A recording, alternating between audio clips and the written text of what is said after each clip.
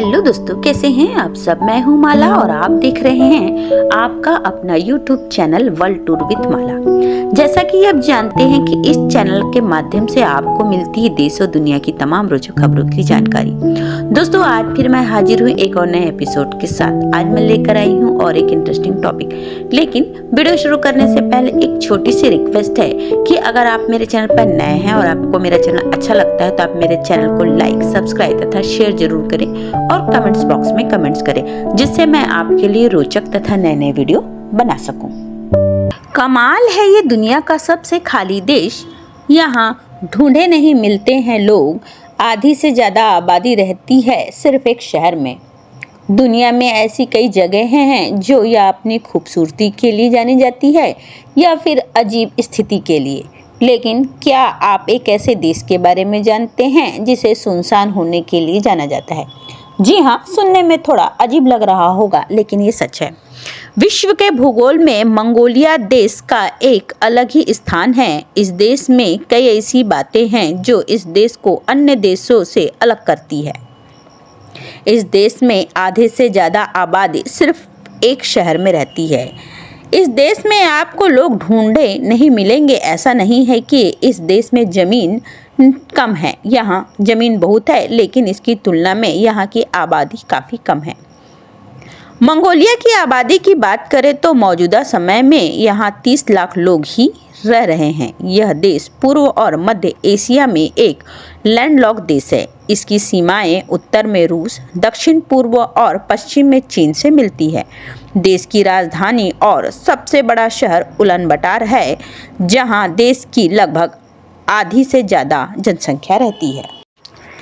इस देश में जमीन की कोई कमी नहीं है। इस देश में 1.6 मिलियन किलोमीटर जमीन पड़ी हुई है। यहाँ पर जनसंख्या का घनत्व भी काफी कम है।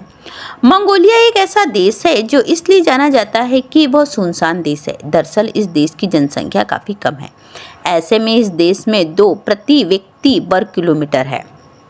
उत्तर मध्य एशिया में स्थित यह विशाल और खूबसूरत देश अपने विशाल भूमि क्षेत्र की अपेक्षा कम जनसंख्या घनत्व के कारण 99.7% खाली है।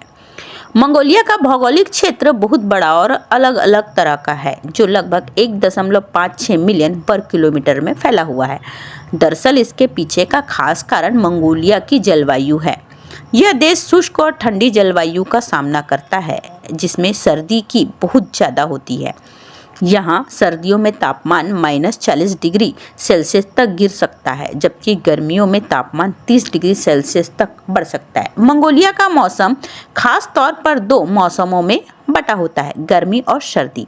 यहाँ बारिश की मात्रा भी काफ़ी कम होती है। इसका बड़ा हिस्सा काउबॉय संस्कृति और खानाबदोश जीवन शैली से जुड़ा हुआ है। इस देश में बहुत सारे लोगों की जीवन शैली पारंपरिक है और वो खास तौर पर घुमंतू पशुपालकों के रूप में रहते हैं। वहीं दूसरी ओर मंगोलिया की अर्थव्यवस्था खास तौर पर खनन, पशुपालन और कृषि पर आधारित है।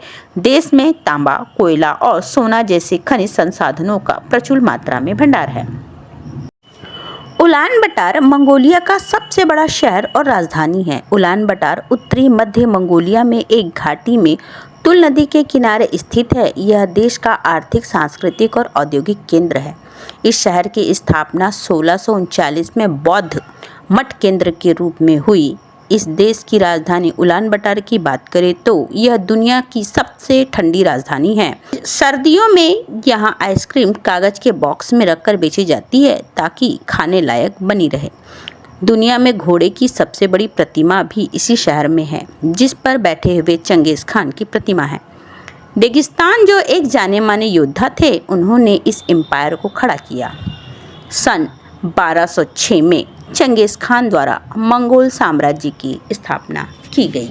आज के लिए इतना ही। मिलते हैं एक नए वीडियो के साथ में। धन्यवाद।